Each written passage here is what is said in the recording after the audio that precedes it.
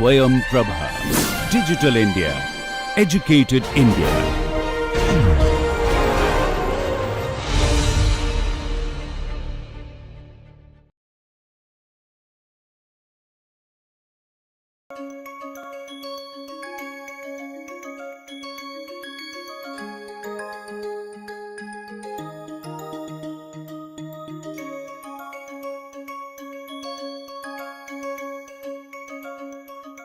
The next one is of course cascade connection with passive systems.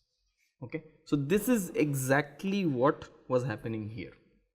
Okay, so what I am presenting is just a simplified, already distilled version of that. Yeah, so what did you have here? You had a nonlinear system, which of course by under several assumptions could be written as a linear combination of some nonlinearity, nonlinear drift, and some outputs. Okay, and then there was this linear system, which is of course you have some nice properties. It is passive with respect to the output and the input V. Yeah, and there is this feedback interconnection. Okay, so that's exactly what is specified here for a more general setting, again even a nonlinear setting. Yeah, if you see, now I have a system that is not controlled anymore. Okay, I have completely removed the dependence on the second state here. There is some differences. I am just trying to highlight what the differences are from here to here. Okay, if you notice this dynamics first, you see that there is this drift term here, right? This no longer depends on the y, on the x state, right? Here it does. It depends on the xi state, right? So I have sort of removed the dependence. It's not required, I mean, but it's okay. I mean, we don't necessarily need to do that. You could also have considered f sub a z comma x, but again, just to keep things simple, we've taken this sort of situation. Okay, so of course we will assume that this system is asymptotically stable, right? Which is what? If y equal to 0, there exists w such that this is, in fact we are only assuming stability, not even asymptotic stability, just less than equal to 0. Okay, we are assuming that there exists some Lyapunov like function or Lyapunov function. Yeah, in fact I should say maybe more carefully, this is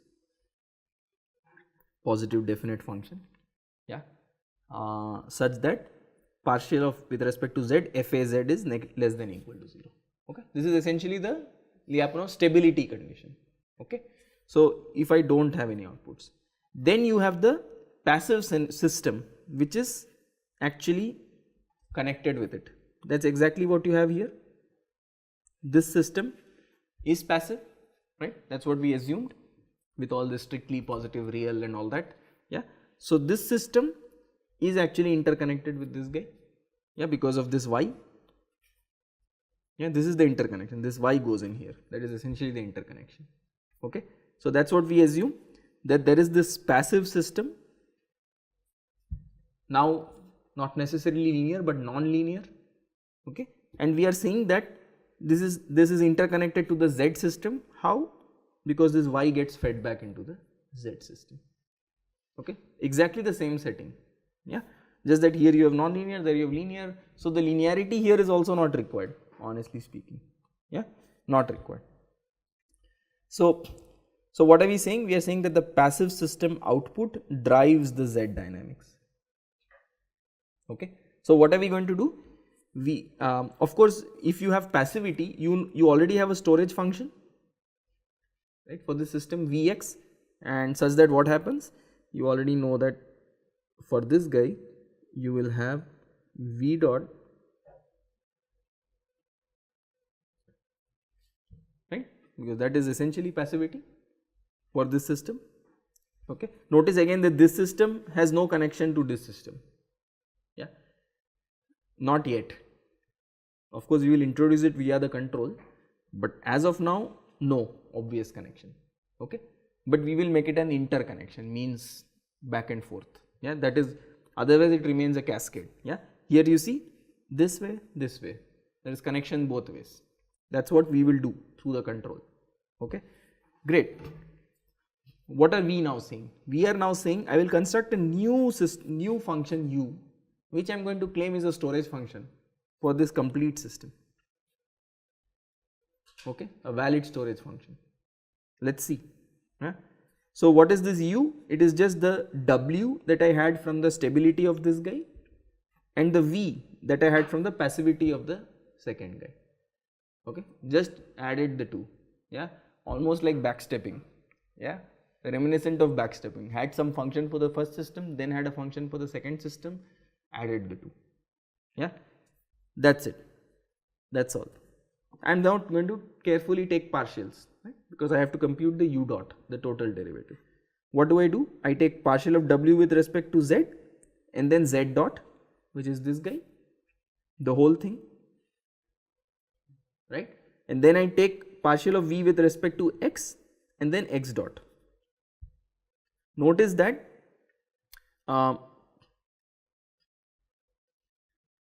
this doesn't have any del v del z and this doesn't have any del w del x, right? That should be evident because this is only a function of the x state because this is a storage function for this system. This has only z states because this is a talking about asymptotic stability of this system, right? So no dependence of these functions. So these are actually, you know, functions in different state space. Yeah, great. Now what do I know?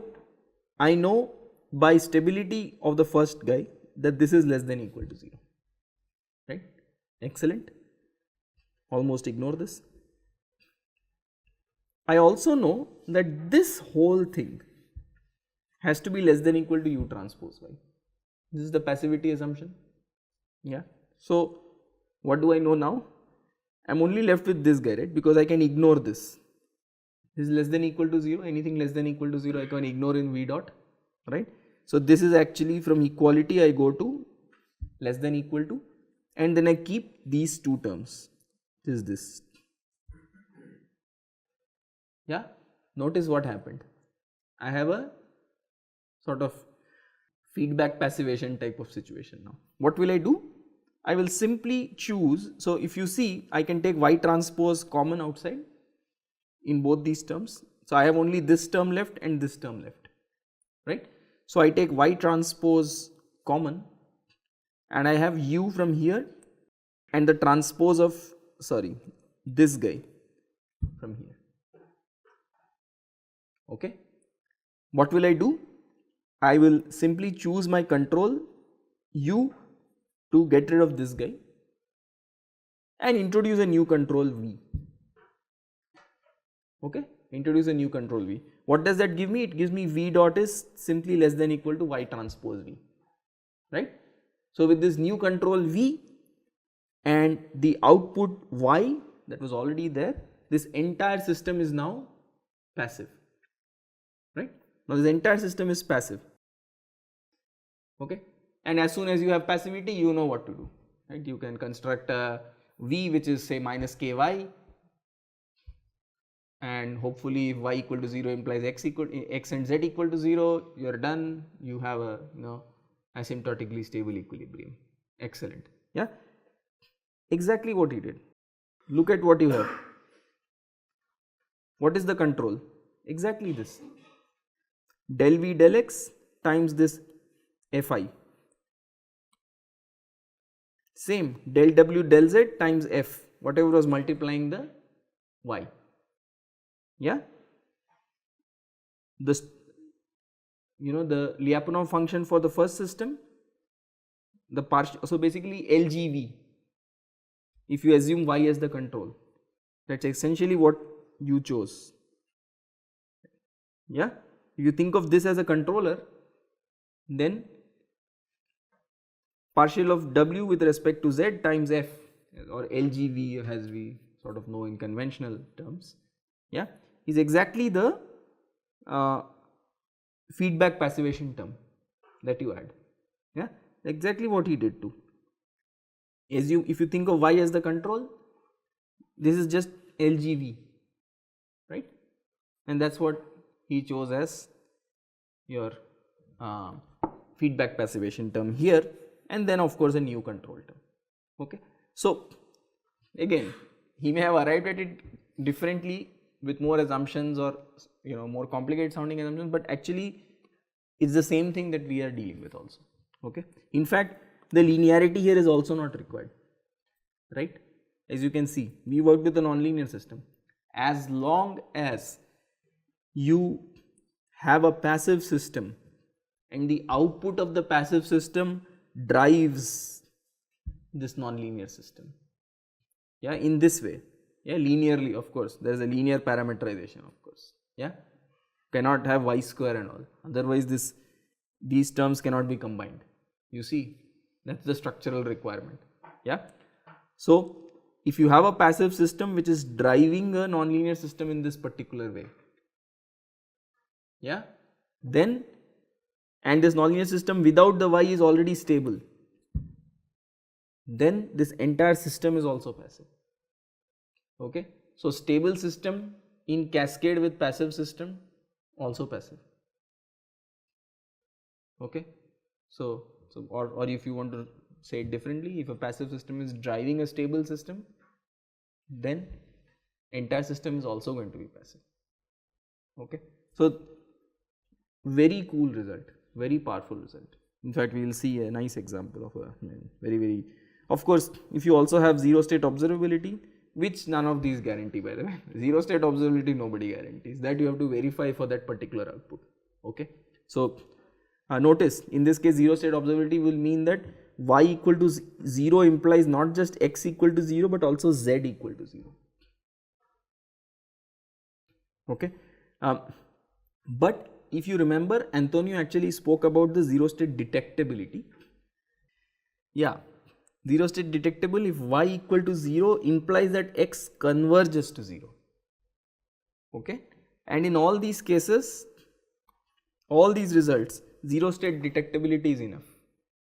Not zero state observability is not necessarily required completely. Okay. Zero state detectability is more than enough.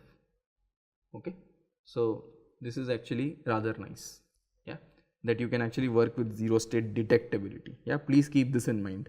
Yeah, you can even write it down in your notes, but anyway it's in Antonio's notes, which I have already posted on Moodle. All these posts, all these three are now posted on Moodle.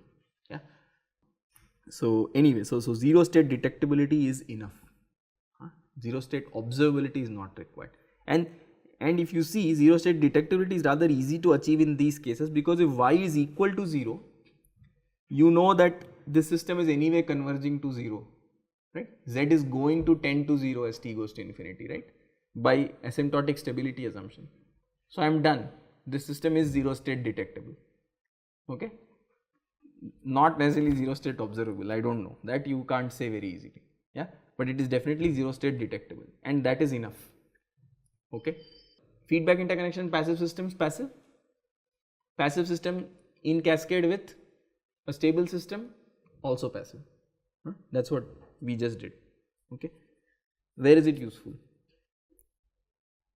Attitude control of spacecraft. Okay. Of course I do very simple setup here, I don't explain anything. Yeah, I'll not, of course I don't have that kind of bandwidth in this course, but this is one of the most important problems that space engineers work on, which is the attitude control, that is the orientation control of a satellite.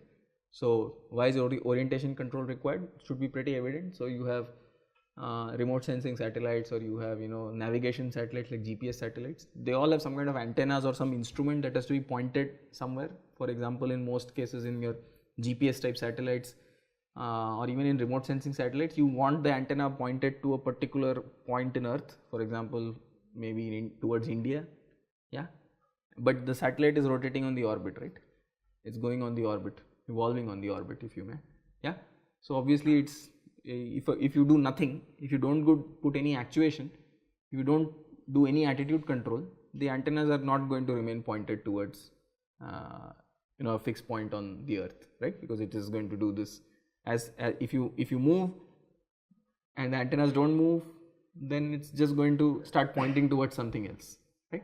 So the simple task is you have to do attitude control regularly, yeah, because it's revolving on an orbit, right? Same with, you know, if you have solar panels, so satellites need solar panels to generate power for their equipment, right? Or else if they are in 2 years of service, you can't expect to be sending a battery or anything, right? Not a choice as of now, yeah. So they rely on solar power. So now the solar panels also need to be pointed towards the sun. So there is a lot of equipment on the satellite that has to be pointed towards, you know, a particular point, and therefore attitude control is one of the key problems for space engineers. Okay, so what is attitude control? You make sure that there is a frame. Of course, I mean, I don't talk too much about it, but I can make a small picture, I guess. So I'm not sure if I have a picture here. No. So if you have a satellite, say, or what we just typically just say a rigid body, yeah, the same ideas work also for quadrotors and stuff. If you want to do orientation control of a quadrotor, same equations, same ideas will work. There is no real difference. It's a rigid body. As long as you think of anything as a rigid body, the same equations and everything will work. Okay, so usually you have two frames of reference. One is what is called, actually three, but I'm going to deal with two. One is called the inertial frame of reference. Yeah, usually I'll denote it as N, or it is a Newtonian, because it's a Newtonian frame of reference, it is fixed to the earth. And then you have what is called the B frame, or the body frame of reference. Okay, this is the frame that is actually connected to the spacecraft body, rotates with the spacecraft body. Yeah, and your aim is to stabilization means that I want to align the body frame with the inertial frame N. In typical set point regulation or tracking, you will have another third frame, which would be, say, an R frame, yeah, or a D frame, whatever, however you want to denote it. Yeah, you sort of want to align the B frame to the R frame. Yeah, when I say align the frame, it's the same as aligning the body, because the body and the frame are moving together. So if I am starting like this, yeah, and I want to end up like this, yeah, this is a B frame, this is an R frame. Okay, so these are all like standard transformations, attitude or orientation transformation. It's a very important maneuver, as we have already discussed. We don't assume any movement of the origin. We assume that the origins are all fixed to the same point. We don't consider the movement of origin, because these two problems are disjoint problems. You can solve them separately. That is, positioning the origin and then reorienting are two distinct problems. So we work with them distinctly. Like in quadrotors, you have translational control and rotational control. Okay, so this is the rotational control problem. Okay, so one of the big challenges is how to represent rotations. So again, this is not something that I can delve too deeply into in this course, but rotations belong to what is called the typical rotation matrix. Actually, I should not have called this R. Let me call this, say, some D. The typical rotation matrix between any two frames. Common notation can be,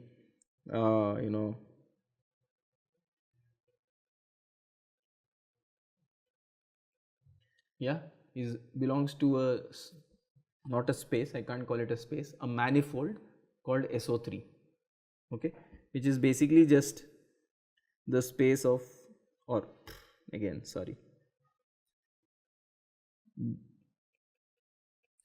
the manifold of orthogonal matrices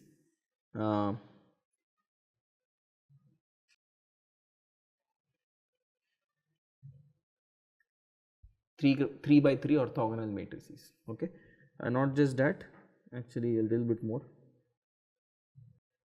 So, yeah, okay.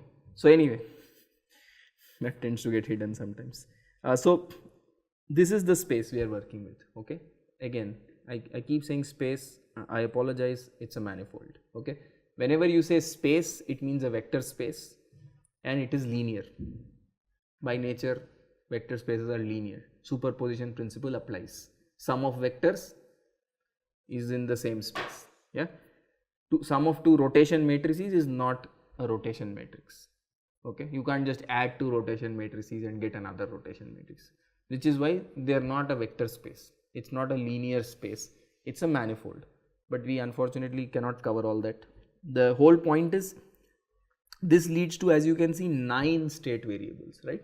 Eventually the representation, whatever it's in SO3 or whatever, with some, it has 9 variables, right? It's a 3 by 3 matrix, right? With these constraints, but still a 3 by 3 matrix. You can't reduce the number of variables. So it's 9 variables. So again, engineers being engineers, they like to work with less variables. So initially they started off working with these Euler angles, yeah, yaw, pitch, roll angles. The problem was that there is a lot of singularity in Euler angles, yeah. That is, some you can once you reach a particular configuration, you can no longer represent anything beyond that, yeah, because there is singularities in Euler angles. Again, not going into any detail, throwing words, but these were the challenges. So aircraft folks still like Euler angles because their rotations are smaller. Typical aircraft, commercial aircraft, not doing twists and flips, right? So actually the phi theta psi or the Euler angles are pretty small, right? For any commercial plane you can imagine, I mean, I would not imagine anything more than 15-20 degrees ever, yeah. So aircraft folks still work with Euler angles. Fighter jet folks cannot work with Euler angles because they are trying to do crazy flips and stuff. Spacecraft guys can definitely not work with Euler angles because they are definitely exploring all 360 degrees. As soon as the spacecraft is ejected out of a the launch vehicle, yeah, into the orbit, it's basically tumbling. It's essentially like you threw something with your hand, right? You can't control it. It's gonna be just flipping and tumbling, all over, right? And then if you want to stabilize, so how do you even deal with the angles? You have to deal with parametrizations which do not have singularity. So Euler angles are a problem. So therefore we spacecraft folks move to quaternions, which are 4 variables, yeah, instead of 3. They are 4. Euler angles were 3, they were 4. And what we are looking at here is basically a modification of the quaternions only. These are called modified Rodriguez parameters. These are only 3, yeah, they have no singularity, yeah, they have, I mean, well, wherever they have singularity is not where you are interested in operating, so you are fine, okay. So modified Rodriguez parameters is one representation of rotation matrices, okay. Any rotation matrix can be written in terms of this rho variable, okay. That is what the whole idea is. So modified Rodriguez parameters are pretty good, relatively singularity free, and they are only 3 variables, okay. So they are all these parameterizations of rotation matrices are based on some ideas of projection. So this is also based on some idea of projection, okay. Quaternions are simply based on the idea that any rotation to initial to final configuration is not actually, you don't have to think of it as 3 rotations, it is actually 1 rotation about 1 principal axis. It's called the Euler's theorem actually.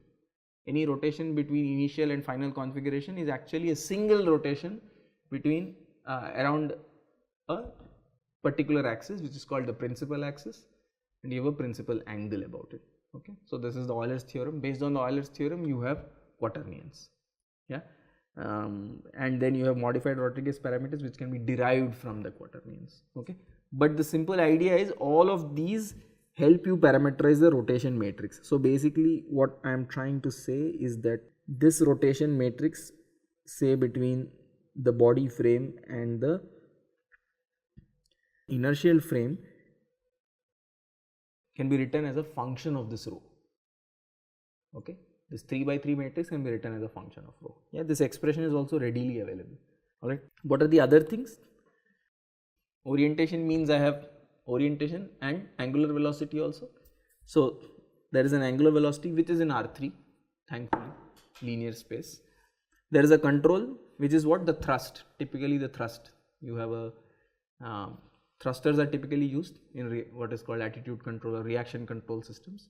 So these are basically these are almost like jets that are firing, yeah. You must have seen some visualizations, yeah. They just fire jets to reorient the spacecraft, okay.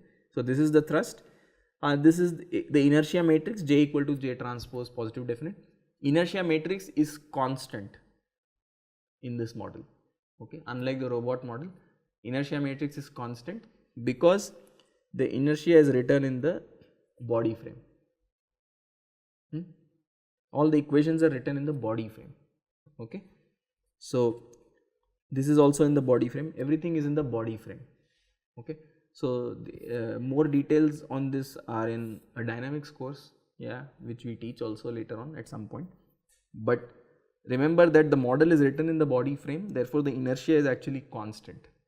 Yeah, again for the fan, if I took the frame as the one that is rotating with the fan and I wrote all my equations on that frame, then inertia is a constant, yeah, because my frame is rotating with the fan, therefore no change with respect to that. Okay, so so that's the idea.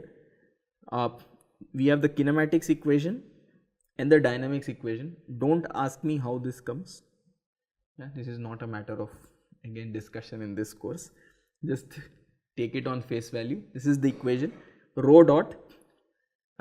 All of these equations are derived from the equation for the rotation matrix. Okay, and the rotation matrix derivative has a very simple equation.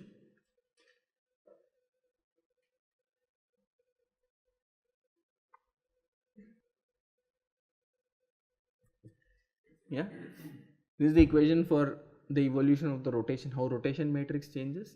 It is just actually I keep writing this RBN just for your convenience.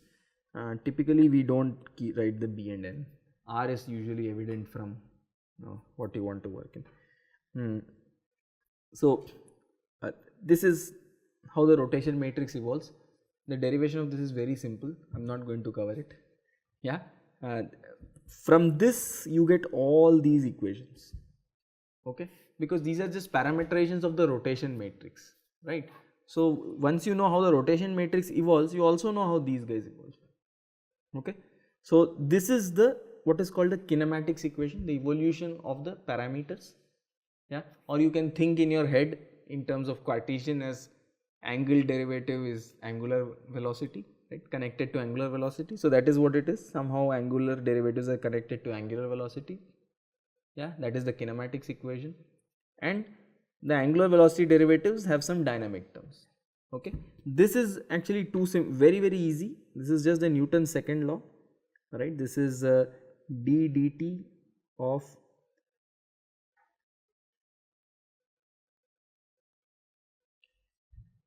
this is what this equation is, d dt of j omega is equal to u. Okay, so when you take derivative and so why this turns out to be like this is that remember that this vector j omega is in the body frame, not in an inertial frame. Okay, so this is a vector in the body frame. Yeah, it's in a vector in a rotating frame.